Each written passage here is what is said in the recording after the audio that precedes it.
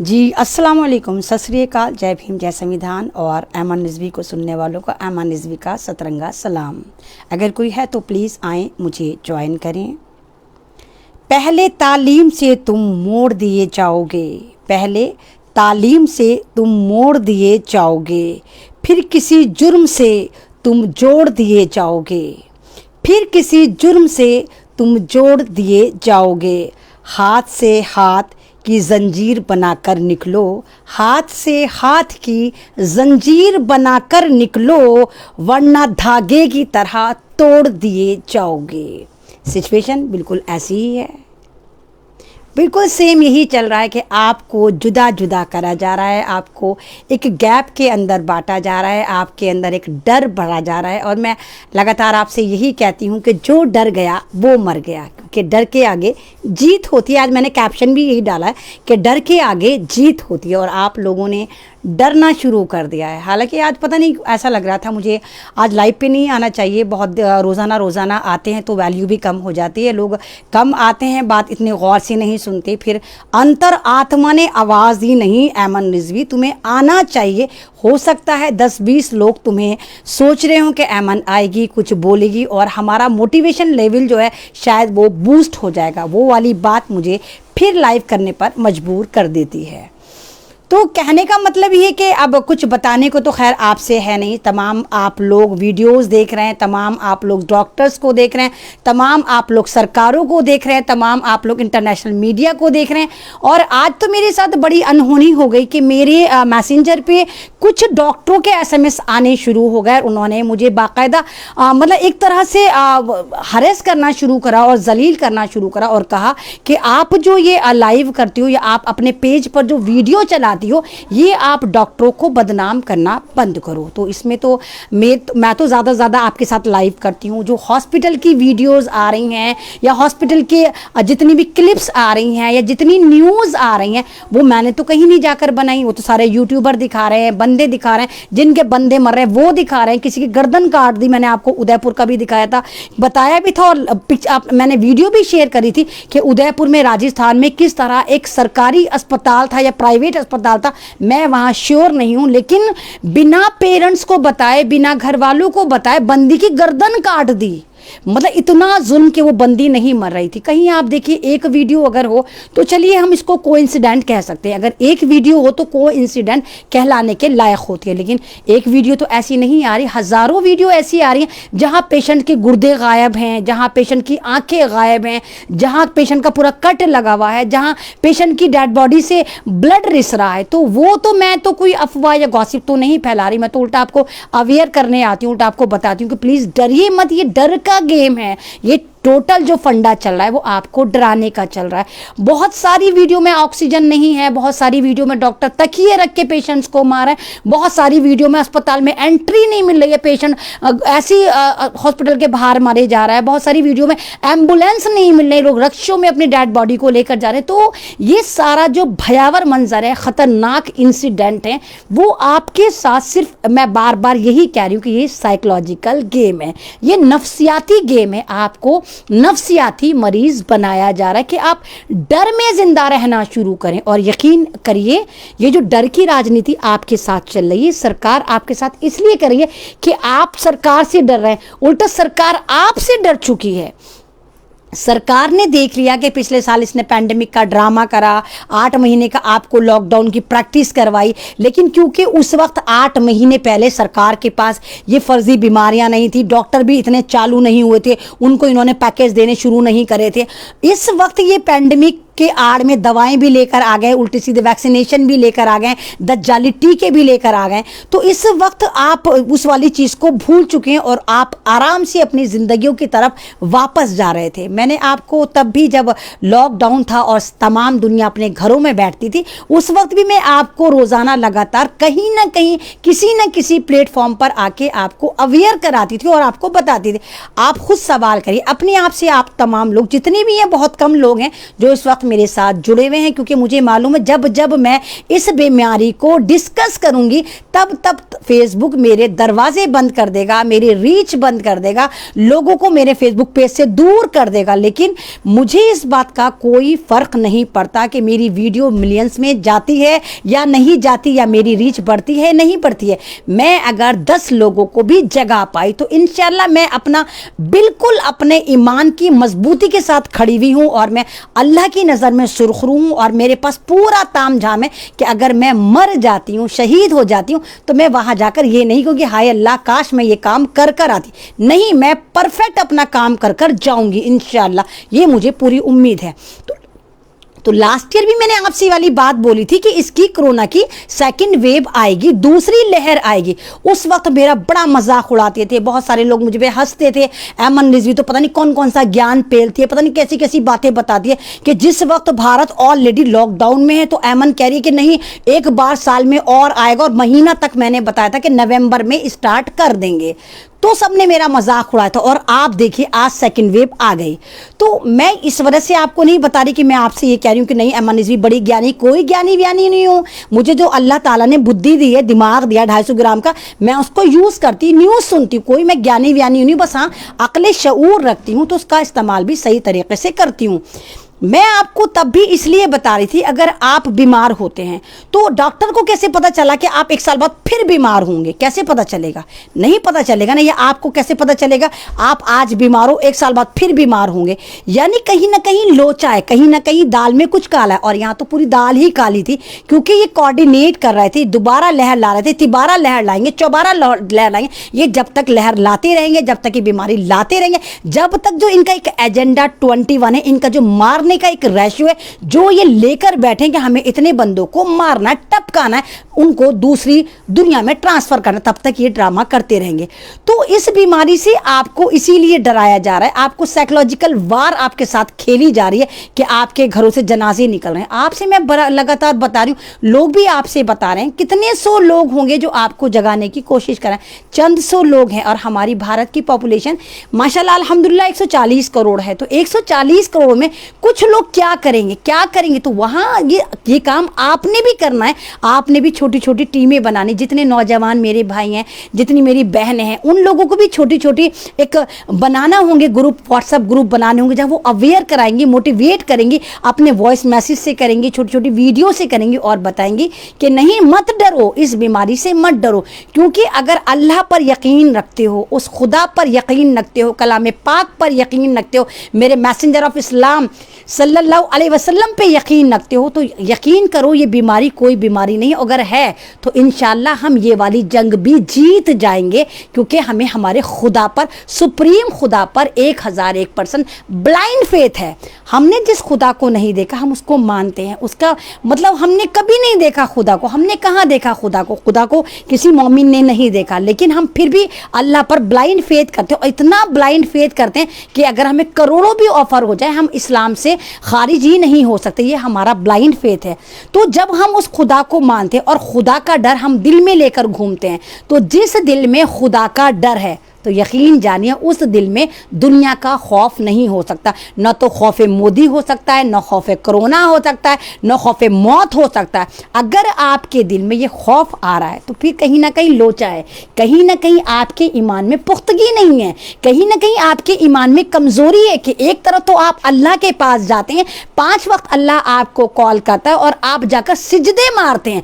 फिर अगर आप दुनिया से डर रहे हैं तो फिर वो आप नमाज नहीं पढ़ रहे, फिर आप वो सिजदे मार रहे हैं। अगर आपको नमाज का मोटिव नहीं पता, आपको अल्लाह का मतलब नहीं पता, आपको किताब का मतलब नहीं पता, आपको ये भी नहीं पता कि आपने नमाजों में क्या पढ़ा है, तो फिर आपके जो सिजदे हैं वो अल्लाह ताला आपकी नमाजों को आपके मुंह पर फेंक के मारेगा। क्योंकि क्या फ़ायदा उन नमाजों का जो अल्लाह से डर पैदा ना करें, अल्लाह की मोहब्बत पैदा ना करें। दुनिया की मोहब्बत ही आपके अंदर सब कुछ हो गई। भाई मोदी ये कह रहा तो यकीन कर लिया, भाई अस्पताल ये कह रहा तो यकीन कर लिया, भाई सरकारी रिपोर्टें ये कह रही तो यकीन कर लिया। खुदा क्या कह रहा है, कलाम पाक क्या कह रहा है, आपने नहीं गौर करा कभी।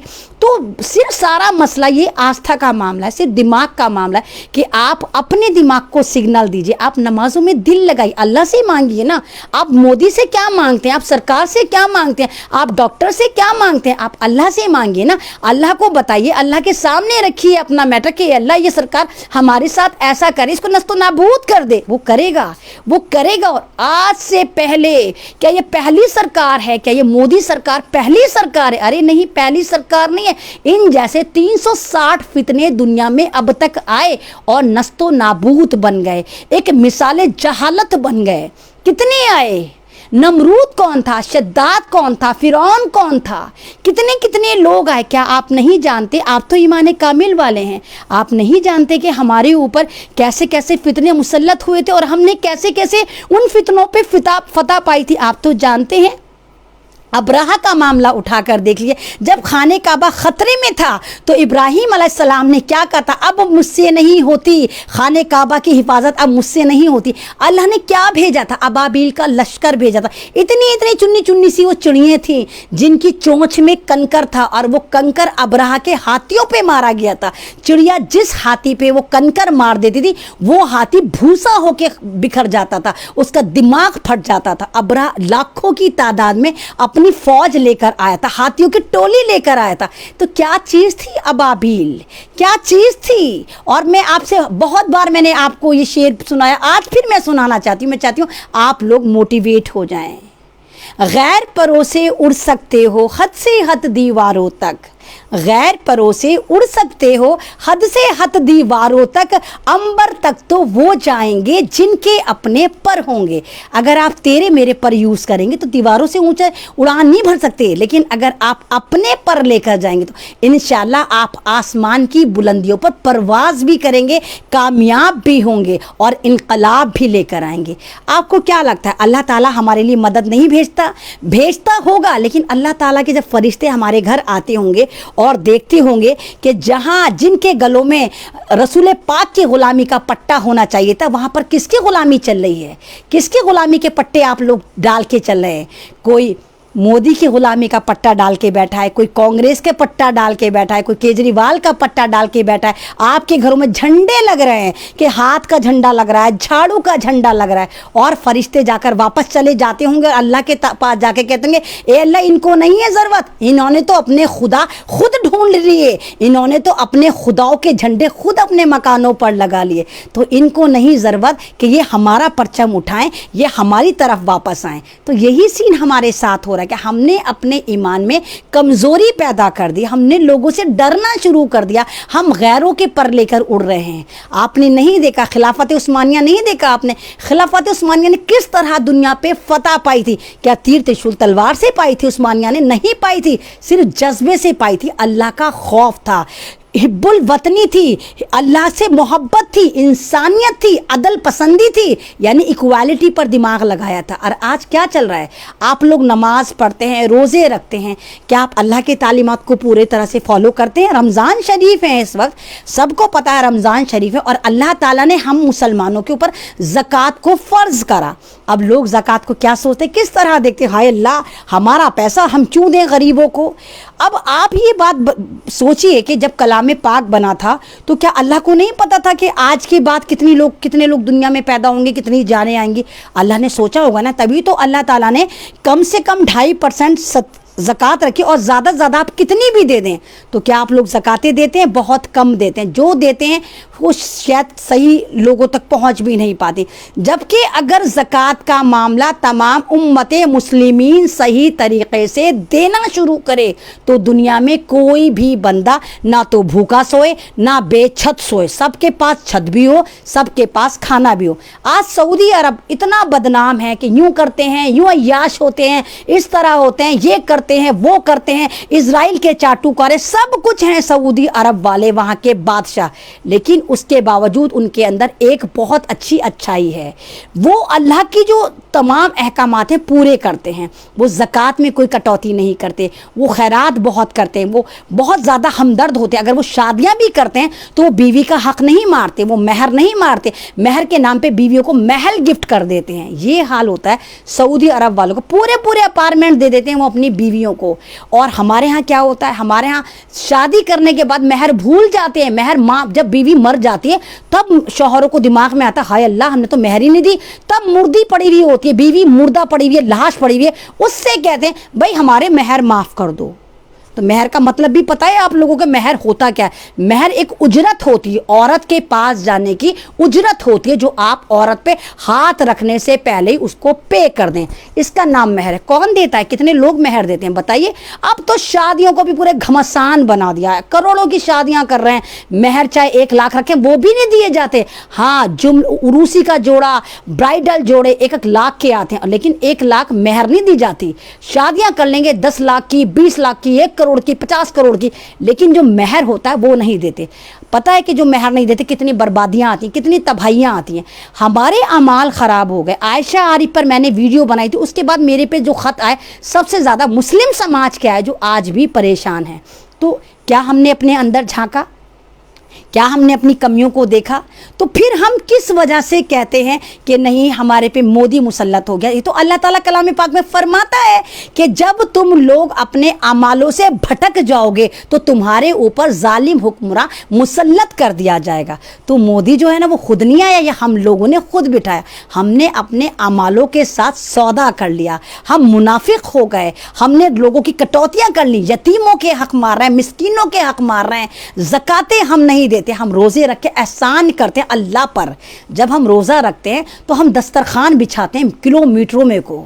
अरे रोज़ा अल्लाह ताला ने क्यों रखा? कभी रोज़े का मोटिव समझने की कोशिश करी कि अल्लाह को क्या ज़रूरत है? तुम भूखे रहो, प्यासे रहो, मरो, जिंदा रहो, उस ऊपर वाली ज़ात को तुम्हारे लिए क्या परवाह, क्या ज़रूरत है उसको तुम्हारे रोज़े की या तुम्हारे भूखे रहने की?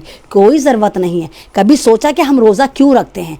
अल्लाह ताला ने एक महीना ऐसा मुकर्रर करा तमाम उम्मते मुस्लिमीन के लिए कि देखो अमीर और गदा, अमीर माने अमीर और गदा माने फ़कीर, यानी मैं एक ऐसा महीना बना रहा हूँ जहाँ बादशाह और फ़कीर तमाम लोग एक ही प्लेटफॉर्म पर आकर जमा हो जाएंगे, बिल्कुल एक जैसी हरकतें करेंगे, एक जैसे भूखे रहेंगे। बादशाह के पास भी कितना ही पैसा हो वो चाहकर भी नहीं खा सकता क्योंकि रमज़ान है। तो रमज़ान का मकसद ये था कि दुनिया में इक्वालिटी दिखाने के लिए अल्लाह ने आपको एक ही प्लेटफॉर्म पर लाकर रखा था कि देखो ये रमज़ान है, आप तमाम लोग अल्लाह की नज़र में एक ही हो गए, चाहे बादशाह हो, चाहे अमीर हो, चाहे फ़कीर हो, चाहे गरीब हो। आपने क्या इस कॉन्सेप्ट को फॉलो करा? क्या आप देखते हैं बाहर बेचारे गरीब बैठे होते हैं, अफ्तारियां नहीं होती, आपके अड़ोस पड़ोस में लोग भूखे बैठे होते हैं, क्या आप लोग झांकते हैं? पहले ज़माने के आप वाक़ये उठा कर देखिए, आप इस्लाम को पढ़ने की कोशिश तो करिए, आप हादसों को पढ़िए, आप किस्सों को पढ़िए कि पहले क्या होता था। लोग हज पे जाते थे, सहाबा इकराम हज पे जाते थे, और कभी किसी घर के पास से गुजर गए, किसी इलाके के पास से गुजर गए, कोई आवाज़ आती थी वो वहाँ रुक जाते थे और आवाज़ सुनते थे कि क्या है, कि कहीं खाने को नहीं है। तो वो हज पे नहीं जाते थे, वो टोटल पैसा दरवाज़ा बजा के नहीं गिफ्ट करते थे, आराम से दरवाज़ा नॉक करा, पैसा रखा और चुप कैसे निकल गए कि सामने वाले की मदद भी हो गई और उसको पता ना चले। और आज क्या होता है, 5 रुपए भी हम फ़कीर को देते तो सेल्फी खिंचवाते हैं। भाई सेल्फी, अव्वल बात तो देने को हम राज़ी ही नहीं हैं, देने को राज़ी नहीं। और जो ज़कातें देता है बड़े ख़ानदान में गाता फिरता है, 25,000 दिए थे मैंने इसको, तभी इसने इस तरह की हरकतें करी, इसने अपना मकान बनाया तब इसका घर चल रहा है, मैंने ज़कातें दी थी। यानी ज़कातें अगर आप दे रहे हो तो ये अल्लाह ताला पे एहसान नहीं कर रहे आप, ना आप अल्लाह ताला पे एहसान कर रहे हैं जब आप ज़कातें दे रहे हैं, ना आप उस बंदे पर एहसान करें जिस बंदे को आप दे रहे हैं। ज़कातों को आप इस तरह समझिए कि आपने बिजनेस सेट करा तो अल्लाह ने आपके साथ डीलिंग करी कि ए मोमिन, ए बंदे, तू ये बिजनेस कर रहा है, हम इसमें तुझे तरक्की देंगे, और जब तुझे तरक्की देंगे तो तू 2.5% उठाकर इसमें से किसी गरीब को दे देना। तो वो तो अल्लाह ने आपके साथ डीलिंग करी ना, ये आपका तो कोई इसमें मुआवजा था नहीं कि आपने कारोबार कर। अगर वाकई आप मोमिन हैं, अगर आप अल्लाह पर यकीन रखते हैं, तो फिर वो बिजनेस आपने जो ग्रो करा वो खुदा की मर्जी से करा, उसमें आपका कोई अमल दखल नहीं था। नहीं तो अगर आपका अमल दखल होता तो कितने कितने काबिल दुनिया में मुसलमान पड़े हुए हैं जो फ़कीर हैं, गरीब हैं, खाने को नहीं है। एक से टैलेंट पड़ा है, उनके पास तो वो पैसा नहीं है। यानी कि अल्लाह ताला ने उस काम के लिए आपको चुना कि आपके ज़रिए वो ज़कात गरीबों तक पहुंचाई जाए। तो आप लोगों ने तो देनी बंद कर रखी है। तो जब आप इस तरह के मामलात करें, आप अल्लाह ताला के साथ कटौती करेंगे और फिर अल्लाह ताला के पास 5 बार भेड़ चाल में जाएंगे और सिजदे लपेटेंगे और सिजदे करेंगे और ऐसी नमाज पढ़ेंगे कि आपको खुद नहीं पता कि आप नमाज में पढ़ते क्या हैं। बस जल्दी से टप्पे मार लिए, रुकू कर लिया, सिजदा कर लिया। और तमाम लोग, ज़्यादातर लोग, मैं ये नहीं कहती कि आप तमाम लोग, बहुत सारे लोग ऐसे होते हैं कि जिनको नमाज में सारे आइडियाज़ आते हैं, तमाम जितनी भी खोई हुई चीज़ होती हैं नमाज में याद आती हैं। यानी कि आपका दिमाग जो होता है वो नमाज में नहीं होता, एक्सरसाइज कर रहे होते हैं आप। उस वक्त आप नमाज नहीं पढ़ रहे होते, आप उस वक्त असल मायने में एक्सरसाइज कर रहे होते हैं। आपका दिमाग दुनिया से हटता ही नहीं है। अगर आप नमाज पढ़ रहे हैं, चलिए मैंने माना हम लोग, हमें अरबी नहीं आती, हम रट के नमाज पढ़ते हैं, लेकिन कम से कम इतनी फीलिंग तो ला ही सकते हैं ना कि हम ये चीज़ इमेजिन करें कि जो हम हाथ बांध कर खड़े हैं तो मेरा खुदा मुझे देख रहा है। मतलब वो वाली फीलिंग, वो वाली आजिज़ी, वो वाली इनकिसारी, कि जैसे हम गुलामों की तरह खड़े होते हैं अल्लाह के सामने और एक डर के रहते हैं कि हम कहीं से हिलते नहीं, शेक नहीं होते। नमाज में कोई हिलते थोड़ी, हम तो बिल्कुल एक ही मोमेंट में खड़े रहते हैं। तो उस वक्त अगर हम ये फीलिंग लेकर आएँ कि अल्लाह हमें देख रहा है, तो यकीन करिए नमाज में इतना मज़ा आना शुरू हो जाता है कि फिर आपकी आंखों से लिटरली आंसू निकलते हैं, क्योंकि आपको लगता है हाय अल्लाह, हम अल्लाह के सामने खड़े हैं, अल्लाह हमें देख रहा है और हम इतने गुनहगार हैं, हमसे ये वाली गलती हो गई, हमसे वो वाली गलती हो गई, अल्लाह बस आज माफ़ कर दे, आज तो हम तुझसे माफ़ी मंगवा के ही जाएंगे, सारे गुनाह माफ़ करवा के ही जाएंगे। लेकिन हम लोग ऐसा नहीं करते हम ऐसा। यही वजह है कि शायद हम लोग आज इतने अजाब में। और किसी मस्जिद पे बहुत खूबसूरत इबारत लिखी हुई थी कि मैं तो देने को तैयार हैं, क्या तुम्हारे पास इतना वक्त है कि तुम मुझसे मांग सको। ये अल्लाह ताला फरमाता है। ये मस्जिदों में मोस्टली इबारत मैंने लिखी भी देखी है कि मैं तो देने को तैयार हूँ, लेकिन क्या तुम्हारे पास इतना वक्त है कि तुम मुझसे मांग सको।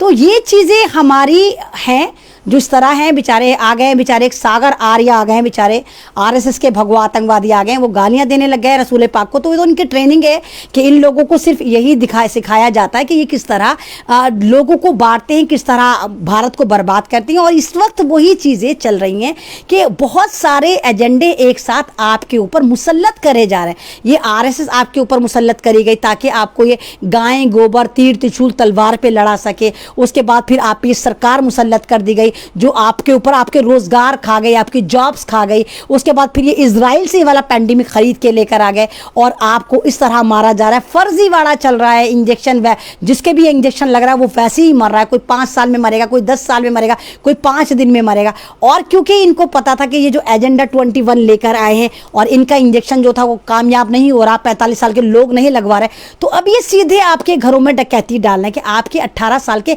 बच्चों तक कोई इंजेक्शन लगा के मारने की तैयारी में है। क्योंकि ये मरेंगे, ये इस इंजेक्शन को लगाकर 101% आप मरेंगे। 1 साल में मरेंगे, 2 साल में मरेंगे, 5 दिन में मरेंगे, 10 साल में मरेंगे। ये रिएक्शन कर रहा है। आप खुद बताइए ना, कोई भी बीमारी अगर आती है उसका पहले दवा इजाद होती है और अगर टीका भी बनता है, वैक्सीनेशन भी बनती है, तो पहले ट्रायल बेस पे रहती है, ट्रायल फर्स्ट, ट्रायल सेकंड। यानी लास्ट ईयर बीमारी आई, इतनी जल्दी टीके भी बन गए, कोई ट्रायल नहीं हुआ, तो ये आप पे ही तो ट्रायल कर रहे हैं। और मैंने कल भी आपको बताया था, ये वो टीके हैं जो जापान ने जानवरों के लिए बनाए थे और जानवर धड़ा धड़ा मरने शुरू हो गए थे, तो वही पेटेंट करके भारत में आ गए और भारत में इंसानों के मारा जा रहा है। यही वजह है पिछले साल के मुकाबले में इस साल आप लोग ज़्यादा मर रहे हैं। तो मैं आपको लगातार फिर यही कहती चली आ रही हूँ कि प्लीज़ आप लोग यूनाइटेड हो जाएं, अपनी अक्लों के ढक्कन खोलें, बिल्कुल कूल हो जाएं, डरें बिल्कुल नहीं। माना जिन लोगों के रिश्तेदार चले गए, जिन लोगों के बेटे, जिन लोगों की बेटियां, जिन लोगों की माएँ, जिन लोगों के अपने चले गए, उनको तो हम वापस नहीं ला सकते ना, नहीं ला सकते, वो तो चले गए। और ये तो वैसे भी टेम्परेरी दुनिया तो नहीं है हमारी, ये तो टेम्परेरी दुनिया है, परमानेंट तो हमने अल्लाह पाक के पास ही जाना है। तो अब हम कम से कम इतना तो कर ही सकते हैं ना कि जो लोग अभी हमारे बीच में हमारे अपने हैं उनको तो हम बचा सकते हैं। बेशक सरकार नरभक्षी बन गई, बेशक सरकार हिटलर शाही बन गई, बेशक सारे सरकारी अस्पतालों में काम करने वाले मोस्टली 90% डॉक्टर जो हैं वो कमीने बन गए, वो पूरा अपनी उगाई कर रहे हैं, उनको भी पैसा मिल रहा है। किसी डॉक्टर को पर मैयत 1 लाख मिल रहा है, किसी को 2 लाख मिल रहा है, जितना बड़ा अस्पताल है उतने ज़्यादा पेमेंट मिल रहा है। तो लेकिन ऐसे भी तो है ना कि हमारा भारत में कितनी पॉपुलेशन है, 140 करोड़ है, तो लाखों नहीं करोड़ों डॉक्टर एक ऐसे भी हमारे समाज में होंगे जो सरकारी डॉक्टर नहीं हैं, जो महल्लों में हैं, घरों में हैं। तो उन लोगों को अपनी अपनी टीमें बनानी चाहिए और बिल्कुल एक फ्रेंडली एनवायरनमेंट तैयार करना चाहिए कि देखिए अगर ये बीमारी है तो इससे डरिए मत, हर बीमारी का इलाज है। अरे लोग तो कैंसर से भी नहीं डरते, जो कैंसर वाले हैं वो भी नहीं डरते, जितना चिल्लम चिल्ली इस फर्जी बीमारी पर लोगों ने उतारा, कहा हाय मर गया मर गया मर गया, यहाँ मर गया वहाँ मर गया, यहाँ जनाजा यहाँ चिता वहाँ चिता, और स्कैंडल देखिए कितना ज़बरदस्त चल रहा है। अरे भारत में तो मुसलमान 25% भी सही से नहीं है, 25% हम लोग भारत में सही से नहीं हैं। और जो ये 75% लोग हैं, तबाहियाँ तो इनके घर में भी आ रही हैं कि दूसरों के घर में ये जनाजे निकालने चले थे, हमें मारने चले थे, जनाजे तो इनके भी उठ रहे हैं।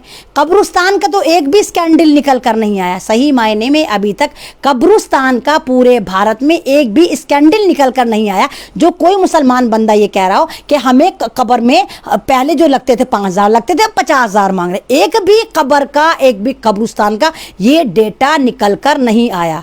डेटे कहाँ से निकल कर आ रहे हैं? शमशान घाट से। शमशान घाट का बिजनेस चल रहा है, बल्ले बल्ले हो रही है सब इनके पंडित चालाकी दिखा रहे हैं। जिस डेड बॉडी को जलाने में शमशान में 1.5 साल पहले मात्र 500 लगते थे, वहाँ 40,000, 50,000, 60,000, 1 लाख और नहीं दे रहे तो कह रहे जाओ जाओ जाओ ले जाओ अपने मुर्दे को। यानी दरिंदगी की हद देखिए कि पूरा मैनेजमेंट चल रहा है शमशान घाट पर।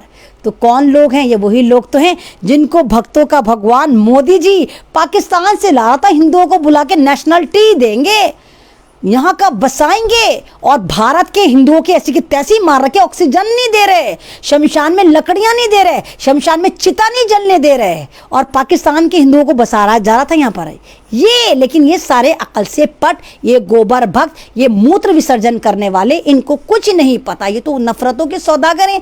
और जो सरकार चले, ये आपको भी पता है कौन लोग हैं ये जो सरकार में बैठे हुए 3% लोग, जो सारे के सारे जाफरानी गुंडे, ये भारतीय तो हैं भी नहीं, ये वही लोग हैं जो अंग्रेजों का पेशाब पी के सुबह शाम कुल्ला करते थे और कहते थे हमसे बड़ा गद्दार कोई हो ही नहीं सकता। ये वही है जो अंग्रेजों के सुबह शाम जूते भी चाटते थे और उनके पेशाब से कुल्ला भी करते थे। तो ये सारे गद्दार वही तो हैं आरएसएस वाले, और यही वो आरएसएस है। हालांकि अमेरिका की चाटते हैं और अमेरिका ने आरएसएस पे बैन कर रखा है, यानी इनको घर वालों ने भी बैन करा कि इतनी नफरती लोग हैं ये।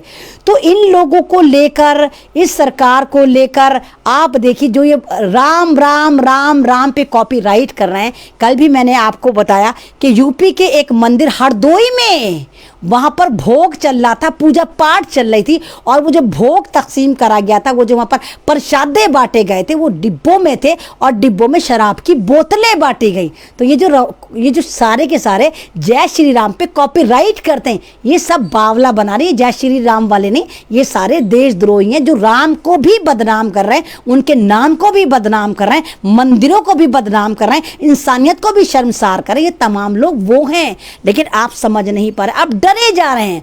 कितनों को मार देंगे, कितनों को मार देंगे, 140 करोड़ को तो नहीं मार सकते। तो जब तक आप डरते रहेंगे ये लोग आपको मारते रहेंगे, क्योंकि आप डर रहे हैं।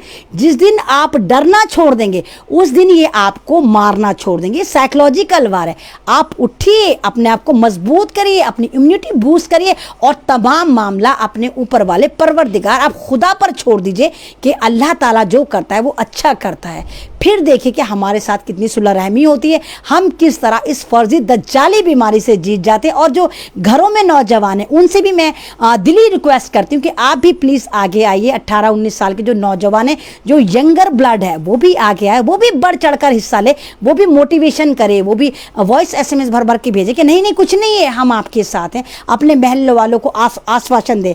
बेशक आप किसी का हाथ मत पकड़िए, अगर आपको लग रहा है बीमारी है तो किसी का हाथ मत मिलाइए, लेकिन किसी का साथ भी मत छोड़िए। हाथ नहीं मिलाते चलेगा, लेकिन साथ छोड़ देंगे नहीं चलेगा, क्योंकि आपके एक साथ से किसी की ज़िंदगी बच सकती है, आपके एक अच्छे गाइडेंस से किसी की ज़िंदगी बच सकती है। तो आप इंसानियत के लिए काम करिए। मैं भी तो आके आपके पास आती हूँ, आपके पास आके आपको बताती हूँ, मेरा भी तो रोज़ा होता है, मैं भी तो इंसान हूँ, मैं भी तो आराम से घर में बैठ सकती हूँ, मैं भी तो सोच सकती हूँ चलो जो हो रहा है होने दो। लेकिन नहीं, मैं नहीं सोचती, मैं ये सोचती हूँ नहीं, हर जुल्म के ख़िलाफ़ आवाज़ उठाना ज़रूरी है। अगर हम जुल्म के ख़िलाफ़ आवाज़ नहीं उठाएंगे तो अल्लाह ताला हमें कभी माफ़ नहीं करेगा। क्योंकि मेरा परवरदिगार एक बात कहता है कि अगर दुनिया में किसी भी इंसान के सुई चुबोई जाए, किसी भी बंदे के सुई चुबोई जाए, तो तमाम लोगों को दर्द होना चाहिए। क्या आपको दर्द होता है? नहीं होता। तो आप लोग तमाम एक हो जाएं, आपस में कोऑर्डिनेट करें, आपस में बातें करें, हंसी मजाक करें और सामने वाले की इम्यूनिटी को बूस्ट करें। कहें कि नहीं, अल्लाह अगर चाहेगा तो हमें जिंदा रखेगा और हमारा परवरदिगार चाहेगा तो हमें मार देगा। ये मोदी, ये दज्जाली बीमारी, ये इजराइल, ये अमेरिका, ये ऑस्ट्रेलिया, ये इंग्लैंड हमारा बाल भी बाका नहीं कर सकते जब तक मेरा परवरदिगार हमारा बाल ना बाका करे, या हमारा रिजर्वेशन ना कर दे, या हमारा टिकट ना काट दे जन्नत के लिए, जहन्नुम के लिए, जो भी है। तो ये वाली बात आपको समझनी होगी। और डॉक्टरों से मैं हाथ जोड़ के रिक्वेस्ट कर रही हूँ, जो लोकल डॉक्टर हैं जिनको जॉब्स नहीं मिली, वो तमाम के तमाम मेरे डॉक्टर भाई बहन आगे आए, अपने महल्लों को देखें। मैं ये नहीं कह रही कि दिल्ली का डॉक्टर यूपी में जाए, बिल्कुल भी मत जाए। जो जहाँ का डॉक्टर है, जो जिस लोकेशन का डॉक्टर है, 3-3 4-4 गलियाँ अपनी हैंडल करें। और आज मुझे बहुत अच्छा लगा, एक ओखला के एक डॉक्टर ने, कोई डॉक्टर जाहिद हैं, मैं को नहीं जानती, आज मैंने उनके एक पूरा का पूरा मैंने उनका परफॉर्मा देखा, मेरे पास व्हाट्सएप पे आया। उन्होंने बड़ा प्यारा मैसेज कन्वे कर रखा था। उन्होंने कर रखा था कि देखिए, मैं डॉक्टर जाहिद हूं और मैं ओखला में रहता हूं, अगर आप किसी भी तरह की बीमारी से ग्रस्त हैं तो प्लीज़ मुझे कॉल करिए, ये मेरा नंबर है, मैं फ्री कॉस्ट आपके घर आऊँगा और आपका इलाज करूँगा। यकीन जानिए बड़ी खुशी हुई कि अल्लाह, आज के ज़माने में ऐसे डॉक्टर भी हैं, उम्र भी ज़्यादा नहीं, यंगस्टर डॉक्टर, बहुत ज़्यादा हार्डली उम्र होगी 28-29 साल।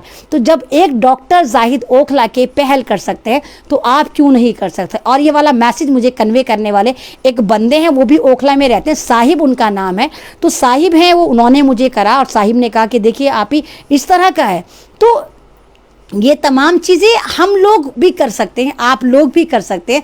बहुत सारे डॉक्टर होंगे वो भी कर सकते हैं, जो डॉक्टर नहीं है मोटिवेट कर सकते हैं, जो हकीम हैं वो भी कर सकते हैं। तो इस तरह हम इस समाज को भी बचा सकते हैं, इस इंसानियत को भी बचा सकते हैं।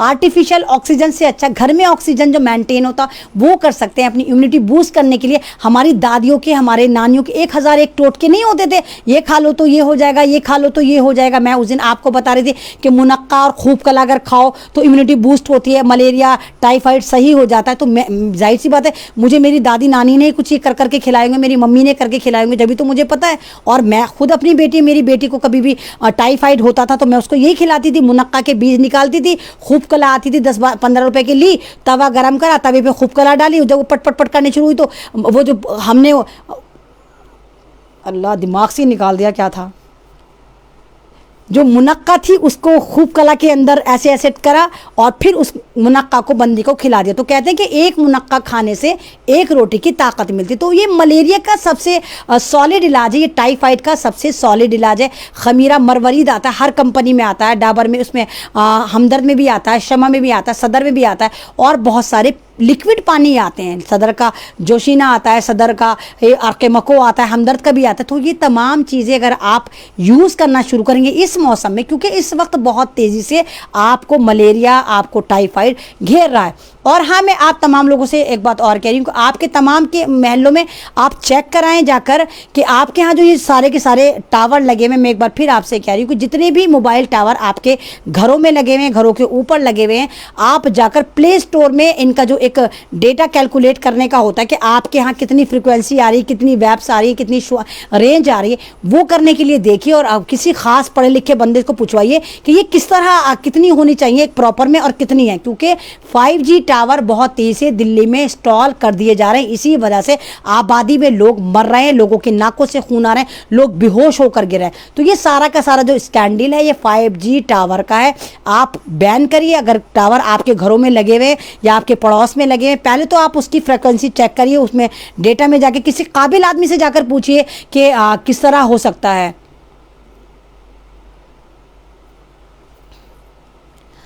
पता नहीं कौन, मोहम्मद सादिक साहब बोल रहे हैं कि अमन, अच्छा नंबर मांग रहा है, अच्छा नंबर, कोई मेरा नंबर मांग रहा है। इनके बाप में हिम्मत है कि मुझे मारेंगे। इनको खुद पहले अपनी चड्डियाँ संभाल लें, इनकी चड्डियाँ तो इनसे संभलती नहीं है। ये क्या मुझसे नंबर मांगेंगे? इनको बता दो कि अमन रिजवी ओखला में रहती है, ओखला में आके किसी से भी पूछ लो कि अमन रिजवी कहाँ रहती है। तमाम आरएसएस के गुंडों को खुली अपॉर्चुनिटी है कि ओखला में आए और किसी से भी पूछ ले, मेरे घर तक छोड़ कर जाएगा। तो इनसे जाफरानी गुंडों से मैं नहीं डरती, सादिक भाई छोड़िए, इनसे मैं नहीं डरती। ये सिर्फ ये सारे चिल्लम चिल्ली, ये सारे जितने भी मर्द हैं ना, ये सिर्फ सोशल वाले मर्द हैं, वैसे इनमें कुछ दम नहीं है। ये गुफाओं से पीएचडी कर आए सादिक भाई, ये गुफाओं से पीएचडी कर आए, तो इनको पता है कि वहीं से पीएचडी करी तो वहीं ज्ञान पेल सकते हैं। सिर्फ यहाँ पर एसएमएस करके ये मुझे डरा सकते हैं। इनके बाप में हिम्मत नहीं है कि मेरा बाल बाका कर दे। कोई पैदा ही नहीं हुआ अभी तक, जाफरानी गुंडा अभी तक कोई पैदा ही नहीं हुआ जो अमन रिजवी का बाल भी पाका कर दे, जब तक मेरा खुदा ना चाहे। तो सादिक भाई आप टेंशन छोड़िए, मैं टेंशन नहीं लेती, इनकी आप क्या टेंशन ले रहे हैं। तो ये है, देखिए नंबर मांग रहे हैं मेरा, भाई मेरा नंबर लो भाई, नंबर क्या, मैं तो एड्रेस देने को तैयार हूँ। बता तो रही हूँ, साउथ दिल्ली में जामिया मिलिया इस्लामिया यूनिवर्सिटी कैंपस में आकर किसी से भी पूछ लो कि अमन रिजवी कहाँ रहती है, कोई भी मेरे घर तक छोड़ कर जाएगा। तो ये चीज़ें हैं इन लोगों की कि इस तरह का एक डर पैदा करते हैं कि भाई हाय इससे नंबर मांगेगी, ये नहीं देगी। अरे तुम नंबर मांगोगे, मैं तुम्हें एड्रेस दूंगी, आओ तो सही, बताओ तो सही, तो तुम एक माँ की औलाद हो, आओ तो सही, आओ। तुम्हारे हलक में से जबान खींच के तुम्हारे हाथ में ना रख दूं तो नाम पलट के कह देना अमन रिजवी है। ऐसे नहीं मरी अमन रिजवी, आई समझ। अल्लाह ताला मेरे साथ है, करोड़ों लोगों की दुआएं मेरे साथ है। तुम सब चींटी हो मेरे सामने, अल्लाह ताला तुम्हें चींटी की तरह मसल तो रहे, हाय चिताएं कैसी जल तो रही है तुम्हारी, कैसे भुट्टे भुन तो रहे तुम्हारे। तुम ही तो लोग हो ना वो मुसलमान मुसलमान मुसलमान करते करते शमशान पहुंच गए। तुम ही तो हो भक्तों का भगवान। मोदी हमारा भगवान, हमारा भगवान, और तुम्हारा भगवान 17 में क्या कह रहा था, भक्तों कब्रिस्तान चाहिए कि शमशान, और तुम बावले अकल से पैदल क्या कहते, शमशान चाहिए, शमशान चाहिए। पहुंचा तो दिया तुम्हें शमशान उसने। कमबख्त कहीं के मुसलमानों को बर्बाद करने चले थे, पूरा भारत बर्बाद कर दिया, और जिस मुसलमान को बर्बाद करने चले थे वो आज भी मज़े से बिरयानी खा रहा है। उसे कोई टेंशन नहीं है, बस थोड़ा डर है, उसको डर है कि कहीं उसके घर वालों को भी ये फर्जी बीमारी से मार ना दें। कोई नहीं डरता। मुसलमान तो वाकई ही कामिले ईमान वाले होते हैं, वो तुम्हारी तरह नहीं होते कि ज़रा सी कुछ करिए और तुम्हारे लंगोटी तुम्हारी गीली होनी शुरू हो गई। तो ज़्यादा खुश मत हो, क्योंकि तुम्हारे भगवान ने तुम्हारे लिए चिताओं का इलाज कर दिया है, चिताओं का इंतज़ाम कर दिया है, लकड़ियों का इंतज़ाम कर दिया, लाशों के टावर लगा दिए हैं। हम भी परेशान थे, हाय देखो मुझे बड़ा शौक था इजिप्ट जाने का। इजिप्ट में जो पैरा होते हैं ना, इतने खूबसूरत खूबसूरत पिरामिड हैं, मुझे बड़े अच्छे लगते थे, और तुम्हारे भक्तों के भगवान ने तुम्हारी लाशों के पिरामिड बना दिए हिंदुस्तान में। तो ज़्यादा बकवास मत करो, ज़्यादा बकवास करोगे तो मोदी तुम्हें और गिरा देगा, तुम्हारे पिरामिड की जगह पूरे पूरा पहाड़ बना देगा। बकवासे मत करो, गलत जगह रॉन्ग नंबर डायल करा। मेरा रॉन्ग नंबर डायल मत करना कभी, किसी को भी कुछ भी कह दो, मुझे कहने की जरूरत नहीं है, क्योंकि मैं वहीं तक छोड़ कर आऊंगी जिस गुफा से तुमने पीएचडी करी होगी। तो बस ये इसी तरह के हालात हैं जो मैं आपसे डिस्कस करने आती हूँ, आपको इंकरेज करने आती हूँ, आपको मोटिवेट करने आती हूँ। यही वजह है कि मैं आपसे लगातार यही कहती हूँ कि देखिए इस तरह के एसएमएस आते हैं, आप ज़रूर डर जाते होंगे। तो ये इनकी एक जंग है, एक साइकोलॉजिकल मानसिक तौर पे ये आपसे लड़ना चाहते हैं, आपको डराना चाहते हैं, आपको हरेस करना चाहते हैं। यही वजह है सरकार किसी को भी पकड़ के यूएपीए एनएसए ये वो किसी को पकड़ के नहीं, बल्कि सिर्फ मुसलमान को पकड़ के यूएपीए लगा देगी, एनएसए लगा देगी, ताकि मुसलमानों में डर और खौफ पैदा हो। तो आपको डरना नहीं। मोहम्मद सलमान मलिक, वालेकुम अस्सलाम, शुक्रिया भाई आप भी मेरे लाइव पर आए, और उन तमाम लोगों का शुक्रिया, हालांकि आज बहुत कम थे मेरे लाइव पर, लेकिन तमाम लोगों का शुक्रिया जो मेरे लाइव पर आए। बस आप तमाम लोगों से यही कहना है कि प्लीज़ डरना नहीं है, प्लीज़ हर हालात का मुकाबला करना। इंशाल्लाह हम हर जंग जीत जाएंगे अगर आप साथ हों, अगर आपका हाथ हमारे हाथ में हो, अगर आपका ईमान कामिल मजबूत हो, अगर आप इंसानियत को बचाना चाहते तो इंशाल्लाह हमें पूरा यकीन है कि हम इस जंग को भी जीतेंगे, इन लोगों को भी वहीं तक छोड़ कर आएंगे, इन दलालों को, इन जाफरानी गुंडों को जहाँ से ये चले थे। और ये इसीलिए फड़फड़ा रहे हैं कि इनको पता है कि ये भारत में धपड़धुस हो चुके हैं, ये नाकाम हो चुके हैं, ये हार रहे हैं। क्या इसरार हैं कोई, पूरा समझ में नहीं आ रहा। इसरार साहब हैं, कोई सलाम करें। वालेकुम अस्सलाम। तो समझ में इतनी आता है। तौकीर अली हैं, बहुत दूर से मेरा, क्योंकि 2-2.5 फुट की दूरी पर मेरा मोबाइल होता है तो मुझे इतना प्रॉपर नज़र नहीं आता है। मेरी आई साइड भी वीक होनी शुरू हो गई, दूर की आई साइड मेरी वीक हो गई, तो इतना नज़र नहीं आता है। तो सुमैया ख़ान हैं, शुक्रिया आपका भी, और बहुत सारे इमरान ख़ान हैं, आपका भी शुक्रिया। जो हैं कनीज़ हैं, आपका भी शुक्रिया। साहिब अनीस सैयद हैं, आपका भी शुक्रिया। जो भी तमाम लोग मेरे प्यारे, ज़फ़र अहमद हैं, आपका भी शुक्रिया। शकीलुल हसन हैं, शकीलुल हक हैं, आपका भी शुक्रिया। जो जो मेरी लाइव पर आता है, तो आप तमाम लोग काबिल इज़्ज़त हैं मेरे लिए कि आप मुझे सुनने आते हैं। हालांकि मैं ये नहीं कहती कि मैं बहुत ज्ञानी हूँ, नहीं, मैं हाँ अल्हम्दुलिल्लाह पढ़ी लिखी हूँ, लेकिन इतनी बड़ी ज्ञानी नहीं हूँ कि मैं आपके सामने जो ज्ञान रखती हूँ, नहीं, मैं सिर्फ स्टडी करती हूँ, मैं इंटरनेशनल न्यूज़ सुनती हूँ जाके, मैं टीवी से बहुत दूर होती हूँ। इवन मेरे घर में, आप लोगों को शायद यकीन नहीं आएगा, मेरे घर में टीवी ना था, ना टीवी है, और ना इंशाल्लाह इन फ्यूचर मेरे घर में कभी टीवी आएगा। मेरे घर में कोई टीवी नहीं है, फिर भी मैं जो थोड़ी बहुत नॉलेज होती है वो मैं मोबाइल से इंटरनेशनल न्यूज़ सुनने की कोशिश करती हूँ और आपको फिर अवगत कराती हूँ। मैं खुराफात में बिल्कुल दिमाग नहीं लगाती, फर्जी बात इधर उधर नहीं करती। मुझे चुगलियाँ करनी बिल्कुल पसंद नहीं है कि भाई इधर बैठ गए इसकी बुराई, इधर बैठ गया उसकी बुराई। इतनी देर में मैं बुराई करती हूँ तो इतनी देर में सोचती हूँ कुछ काम कर लूँ, कुछ तस्बीह पढ़ लूँ, अल्लाह नेकी लिख लेगा। तो वो जज्बा है एक इंसानियत का, वो डर है एक अल्लाह की तरफ से कि मैं दुनिया से बहुत कम मोहब्बत करती हूँ, मुझे सारी मोहब्बतें अल्लाह के लिए हैं। हाँ, बेशक मैं ज़िंदा हूँ, दुनिया में हूँ, बस एक फ़र्ज़ है कि भाई दुनिया में रहना था तो इसलिए हूँ, यहाँ की भी ड्यूटीज़ निभाती हूँ। तो यहाँ पर भी मैं ज़्यादातर कोशिश यही करती हूँ कि किसी भी तरह मैं ज़ीशान शुक्रिया आपका। तो जितनी भी मैं कोशिश यही करती हूँ, किसी भी तरह मैं जो दुनिया में अगर हूँ, अल्लाह ताला ने मुझे भेजा है तो मैं अपने मकसद को कामयाब करूँ और साबित करूँ कि हाँ अल्लाह ताला, मैंने भी कोशिश करी थी, मैंने भी इंसानियत को बचाने की पूरी कोशिश करी थी। इमरान कल्याणी है, आपका भी बहुत बहुत शुक्रिया। मैं मैसेज आपके बार बार बाद में पढ़ूंगी, मुझे समझ में नहीं आ रहा है, तो बहुत दूर से थोड़े छोटे छोटे छोटे छोटे चुन्ने लिखे हैं तो नज़र नहीं आते। मैं वैसे ईमानदारी से मैं बताऊँ, मैं बहुत लाइवली नेचर भी हूँ, मैं हर गम में मुस्कुराती हूँ। जब मुझे दुख भी होता है तो मैं बहुत जल्दी रोने लगती हूँ, जब खुशी होती है या कुछ भी कोई भी अच्छी बात नज़र आती है तो मैं बहुत जल्दी हंसने भी लगती हूँ।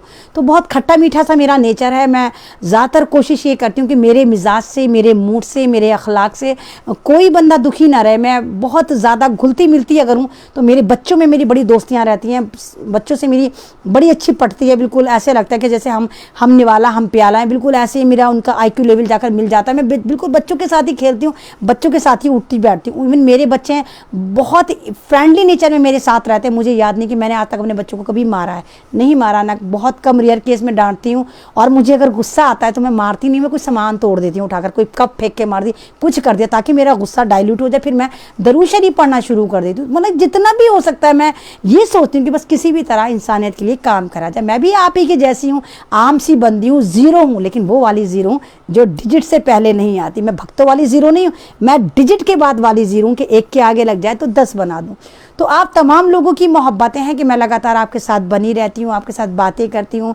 और अल्लाह ताला ने ये मेरे साथ बहुत बड़ी नवाजिश करी है कि उसने मुझे इंटरनेशनल बना दिया। आज मैं इंटरनेशनल फेमस हूँ, पता नहीं कहाँ कहाँ लोग मुझे देखते हैं। कोई कनाडा से देख रहा है, कोई अमेरिका से देख रहा है, कोई UAE से देख रहा है, कोई ऑस्ट्रेलिया से देख रहा है, कोई इंग्लैंड से देख रहा है, कोई हॉलैंड से देख रहा है। हॉलैंड से मेरे एक भाई आए थे, अतीक नाम है उनका, बेचारे मतलब हॉलैंड से आए, जब ओखला आए तो उन्होंने मुझे देखा और मुझे पहचान गए। मैंने कहा, अब मैं लेडी थी तो उनका इतना ऐसे थोड़ा हेजिटेट कर रहे थे मुझसे बात करते। जब उन्होंने दोबारा मुझे ऐसे देखा, मैंने कहा हाँ हाँ मैं अमन रिजवी हूँ। मैं उनके पास खुद गई और मैंने कहा हाँ हाँ मैं अमन रिजवी हूँ। तो मुझे ये भी नहीं मालूम था कि मुझे रिकॉग्नाइज करे, उसके बावजूद मैंने खुद ही इंट्रोडक्शन दिया। फिर कहने लगे हाँ अच्छा आप ही अमन रिजवी, मैं आपको हॉलैंड में देखता हूँ। तो वो हॉलैंड से आए थे और हॉलैंड के नेशनल टाई हैं और इस वक्त वो फिर हॉलैंड गए हुए हैं। तो मेरे साथ इतनी कॉमेडी भी होती है कि मुझे इंटरनेशनल लोग ज़्यादा बड़े अच्छे से पहचानते हैं और जो मुझे एक बार ऐसे दिखता है ना, फिर मैं खुद ही उसके पास जाके कहती हूँ हाँ हाँ हाँ मैं वही हूँ। तो बस कुछ नहीं लगता, बस अच्छा अखलाक अगर आपके पास हो और एक अच्छी सोच अगर आपके पास हो तो कोई भी अमन रिजवी बन सकता है। उसके लिए कोई हाथी घोड़ों की ज़रूरत नहीं पड़ती, थोड़ा जज्बा चाहिए होता है। और आज उस जज्बे ने, अल्लाह ताला ने मुझे इतना नवाज दिया कि शायद मैं अब मांगती भी ना अल्लाह ताला से, करोड़ों भी मैं इस लाइन में खर्च करती शायद मुझे ना मिलता। लोग करोड़ों खर्च कर देते हैं, लाखों खर्च कर देते हैं वो पॉपुलर हो जाए, और मैंने इस पॉपुलर होने के लिए खुदा की कसम चवन्नी खर्च नहीं करा। मैंने मशहूर होने के लिए एक चवन्नी खर्च नहीं करी। हाँ मैंने खर्च करा, इंसानियत के लिए खर्च करा, अपना गोल्ड भी बेच दिया, अपनी सेविंग भी ख़त्म कर दी, पर कोई पछतावा नहीं है मुझे। मैं बहुत खुश हूँ कि मैंने इंसानियत के लिए काम करा। और आप तमाम लोगों की वजह से ही आज मैंने ये करा कि आपने तमाम लोगों ने कहा मैं आपके साथ काम करना, तो मैंने अपनी NGO भी बना डाली है। इंशाल्लाह वो भी बहुत जल्दी प्रोसेस में आ जाएगी। लॉकडाउन चल रहा है तो उसका नाम भी मैंने सेव इंसानियत रखा, जहाँ आप तमाम लोगों को मेरे साथ जुड़कर काम करना है तो वो मेरी एनजीओ नहीं, वो हमारी एनजीओ होगी। तो बहुत सारी माशाल्लाह आज खातून भी नज़र आ रही हैं मुझे, मेरी बहनें भी नज़र आ रही हैं, जो कभी नज़र आती हैं, बहुत कम नज़र आती हैं। तो बस ये कि आप तमाम लोगों का शुक्रिया कि मुझे इस तरह इज्जत देते हैं। बस ये कहूँगी कि अगर मेरी आवाज़ आपको अच्छी लगती है तो प्लीज़ इसको आगे सर्कुलेट कर दिया कीजिए कि 2 से 4, 4 से 6 अच्छे लोग मोटिवेट हो जाएं। जो लोग डिप्रेशन का शिकार हैं, कम से कम वो लोग भी बच जाएं, वो लोग भी ज़िंदगी की तरफ वापस आएँ। तो आपकी एक कोशिश, आप भी उस सवाबे जारिया में शामिल होंगे अगर आप शेयर करते हैं। तो शुक्रिया बहुत बहुत आपका। जुमा है कल, जुमा मुबारक, रोज़े रखिए, अल्लाह से मांगिए, लोगों की मदद करिए और इसी तरह हंसते मुस्कुराते रहिए, क्योंकि हम एक जन्म वाले हैं और हमें एक ही ज़िंदगी मिली है। तो इस ज़िंदगी को रोकर भी जीना है, तो फिर क्यों ना हम इस ज़िंदगी को हंसकर जिंदा जिएँ। कोई गुलबार हैं, वालेकुम सलाम, तमाम लोगों का बहुत दिल से शुक्रिया कि आप लोगों ने मुझे ऐमन रिजवी बनाकर इतनी ऊंची पदवी पे लाकर बिठा दिया। पता नहीं क्या क्या आप मुझे लक़ाब देते हैं, किस किस तरह मुझसे बातें करते हैं, मेरे मैसेंजर पे ऐसे ऐसे SMS फॉरवर्ड करते हैं कि मुझे ये यकीन नहीं आता कि मैं ऐमन रिजवी हूँ। घर में तो मेरे बच्चे मुझे ऐसे हड़का के रखते हैं, माँ ये ला दो, माँ चाय बना दो, माँ ये नहीं करा, अच्छा माँ आज नमक तेज़ हो गया। और जब मैं मैसेंजर देखती हूँ, अपना पेज देखती हूँ, तो यकीन नहीं आता कि मैं ऐमन रिजवी, मेरे बारे में लोग इतना प्यारा प्यारा सोचते हैं। तो खैर ये मजाक की बात थी, बच्चे भी मेरे बड़े क्यूट हैं। और आज अगर मैं ऐमन रिजवी हूँ तो बाखुदा वो मेरे बच्चों की वजह से, उनकी कुर्बानी की वजह से हूँ। मैं अपने बच्चों को छोड़ के पूरे दिन NRC में घूमती थी, अभी भी मैं कहीं जाती हूँ पूरा दिन मैं अपने घर से चली जाती हूँ। मेरे बच्चे बहुत छोटे छोटे हैं और वो बेचारे शिकवा तक नहीं करते कि अम्मा आप कहाँ जा रही हैं। और हमेशा जब घर से निकलती हूँ तो हमेशा मैं यही कहकर जाती थी कि बच्चों, हो सकता है आज तुम्हारी अम्मा वापस ना आए, हो सकता था आज तुम्हारी अम्मा को कोई शहीद कर दे, कोई मार दे। तो ये मेरे बच्चों का जज्बा है कि आज मैं ऐमन रिजवी बनी। अगर मेरे बच्चे कहीं ना कहीं मुझे इमोशनली रोक देते या कहते नहीं अम्मा हम डरते हैं अगर आपको कुछ हो गया, तो हो सकता है मैं कहीं ना कहीं रुक जाती। लेकिन मेरे बच्चों ने कभी एक सिंगल वर्ड नहीं बोला कि नहीं अम्मा आप क्यों जाती हैं, आप ना जाया करें। तो कहीं ना कहीं मेरे बच्चों का भी इसमें बहुत बड़ा योगदान है। और एक बंदे हैं मेरे साथ जिनको मैं फरिश्ता कहती हूँ। मेरी ज़िंदगी में ऐमन रिजवी को जिसने बनाया वो सिर्फ 3 लोग हैं, 2 मेरे बच्चे हैं और एक बंदे और हैं जिनको मैं अपनी लाइफ में फरिश्ता कहती हूँ। कभी ज़िंदगी रही तो उनका भी नाम आपको ज़रूर बताऊँगी, बस दुआओं में याद रखिए। शुक्रिया मुजम्मिल भाई, मुजम्मिल साहब, मुजम्मिल बशीर साहब, आप कश्मीर से, तमाम लोगों का शुक्रिया कि आप मुझे इतनी मोहब्बतें देते हैं। बस ये चाहती हूँ कि लगातार आप मुझसे इसी तरह बातें करें, इसी तरह जुड़ें। और कुछ भी मेरी बात आपको गलत लगती है, कोई भी बात ऐसी लगती है कि जहाँ आपको ऐसा लगता है कि मैंने आपका दिल दुखाया, हो सकता है, मैं बंदी बशर हूँ, मैं भी कोई फरिश्ता तो नहीं हूँ। कभी ऐसा लगता है कि कोई मेरी बात, कोई फ्लो में ऐसी बात मैं आपसे कह दूँ कि आपका दिल दुखता है, तो फिर मैं दिल से आपसे माफ़ी चाहती हूँ कि बंदी बशर हूँ, गलती हो सकती है, मेरी भी ज़बान फिसल सकती है। और जो ज़्यादा बोलते हैं उनकी ज़बान तो वैसे ही स्लिप मारती है, तो उसको प्लीज़ दिल पे मत लिया करें, हो जाती है गलती। लेकिन मैं कभी नहीं चाहती कि मेरी ज़ात से किसी एक चींटी का भी दिल दुखे, नहीं चाहती मैं। हाँ, RSS के अलावा, जालिमों के अलावा, हिटलरों के अलावा, यजीदियों के अलावा, इनकी बात नहीं करें, दज्जालियों के अलावा जो इंसान है सिर्फ उन लोगों के लिए बात करें। कि अगर कभी ऐसा लगता है कि मेरी वजह से आपका दिल दुखा है तो फील मत करा करें, बहन समझ के माफ़ कर दिया करें कि ये भी इंसान है, इसने गलती से बोल दिया होगा। कुछ लोगों को ये भी रहता है कि मेरी लैंग्वेज है थोड़ी एब्यूजिंग लैंग्वेज है, हालांकि मुझे नहीं लगता कि कभी मैं एब्यूजिंग लैंग्वेज यूज़ करती हूँ। कभी कभी गुस्सा आता है जब ये गालियाँ देते हैं। जैसे अभी एक ज़ाफ़रानी गुंडा आया था, रसूल पाक को गालियाँ दे रहा था, मेरा उस वक्त दिल करा कि मैं इसका पता नहीं क्या मुँह तोड़ दूँ जाकर। अगर मेरे सामने होता मैंने इसका मुँह तोड़ देना था, लेकिन क्योंकि मैं डिजिटल पर सामने हूँ, अगर मेरे सामने होता इसका जबड़ा तोड़ के इसके हाथ में रख देती। तो जब वो गुस्सा आता है, तो जब गुस्सा आता है तो जाहिर सी बात है, जब हमें गुस्सा आता है हमने हदीसों का तो विर्द नहीं करना होता, हमने गुस्सा ही दिखाना होता, गुस्से में हमने गुस्सा ही दिखाना होता है।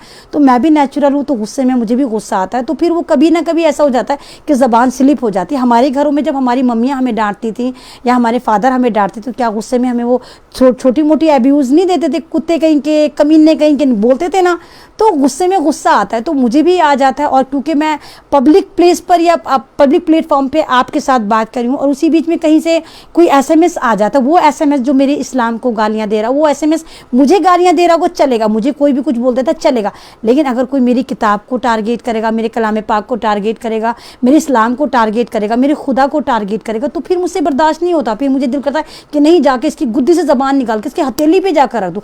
और शायद मैं असल में ऐसा कर भी दूँ। अगर मेरे सामने कोई बंदा है, मैं उस वक्त शेर नहीं बन जाती हूँ, मेरे में ताकत है या नहीं है, लेकिन मुझे मालूम होगा सामने कोई ऐसा बंदा होगा जो मेरे इस्लाम को गालियाँ दे रहा होगा, मेरे रसूल पाक को गालियाँ दे रहा होगा या मेरे पे गलत नज़र करा होगा, मैं कसम से ऊपर वाली ज़ात के पता नहीं कहाँ से मेरे अंदर ताकत आ गई, मैंने उसकी ज़बान निकाल कर उसके हाथ में रख दी। इतना मुझे यकीन है कि उस वक्त मेरा खुदा मुझे इतनी हिम्मत ज़रूर देगा। तो कहीं ना कहीं अगर मुझसे कोई गलती होती है तो मैं उसकी आप तमाम लोगों से माफ़ी चाहती हूँ। और फिर भी आपसे लगातार बार बार कह रही हूँ कि आप तमाम लोग जहाँ जहाँ से मेरे साथ जुड़े हुए हैं, कोई ऐसा इशू जो आप चाहते हैं कि मैं आपके साथ डिस्कस करूँ, वो आपका अपना इशू है, आपके पास कोई ऐसी डिटेल है कि आप चाहते हैं कि वो इंटरनेशनल लोगों तक पहुँचे, तो वो डिटेल आप मुझे ज़रूर दें। हालांकि ऐसी कोई डिटेल अभी तक मेरे पास नहीं आई, अगर है तो मुझे दें। मैं विद नेम विद फैक्ट आप बताइए कि हाँ ये वाली बात है, मैं उसको पूरे आपके नाम के साथ पूरा उस पर लाइव कर दूंगी। छोटा सा लाइव होगा, मैं आपके साथ उसका लाइव करूंगी, आपका नाम लूँगी कि ये वाले बंदे हैं, ये यहाँ से हैं, इस स्टेट से, और इन्होंने ये वाली बात रखी है, ताकि मैं दुनिया के सामने वो वाली बात रखूँ। अल्लाह ताला ने आपकी बहन को इतनी इज्जत तो दे ही दी है कि कम ही लोग देखते हैं, लेकिन इंटरनेशनल मेरी वीडियोज़ मेरे लाइव चले ही जाते हैं, तो वो बात कहीं ना कहीं इंशाल्लाह निकल कर चली जाएगी। और हो सकता है यहाँ से कोई बहुत सारे यूट्यूबर मेरे यहाँ से लाइव उठाकर यूट्यूब पर भी लगा लेते हैं। तो आप इतने सारे हैं माशाल्लाह,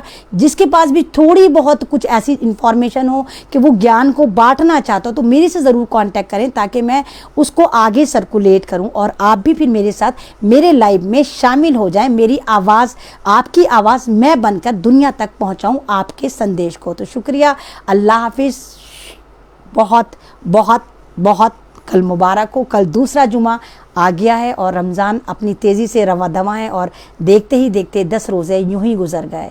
तो बस दुआओं की दरख्वास्त है इस रमज़ान में मेरे लिए स्पेशली दुआ करिए कि हमारी बहन ऐमन रिजवी इसी तरह चीखती, चिल्लाती, दहाड़ती, चिंगाड़ती रहे और दुनिया के हर जुल्म पर आवाज़ उठाती रहे और आप मेरी आवाज़ में आवाज़ें मिलाते रहें।